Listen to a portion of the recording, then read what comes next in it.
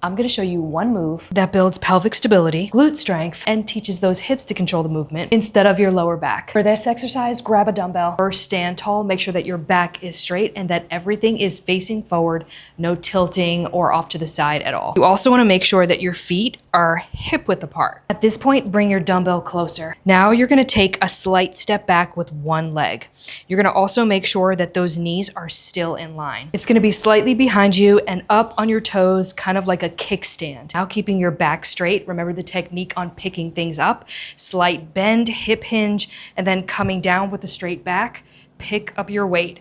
You're gonna be holding it on the non-working leg side. Side view first. The majority of the weight should be on this leg. You're also gonna make sure that there's a slight bend in the knee. Now with your back straight, you're gonna hip hinge and push your butt out. At the same time, you're gonna bring the weight across and then you're gonna come back up. You should be squeezing this glute the entire time. Make sure that there's no twisting going on with your torso. This pattern restores proper hip hinging mechanics because it teaches the glute maximus to extend the hip and it teaches the glute medius to stabilize the pelvis. And it also offloads the QL and those lumbar extensors that often compensates when one side of the pelvis drops or rotates during movement. Over time, it builds symmetrical strength and better load transfer through the posterior chain, reducing back discomfort. Think of this as training for daily bending. Picking something up off the floor, standing from a chair without rounding your back, and unloading things from the dryer.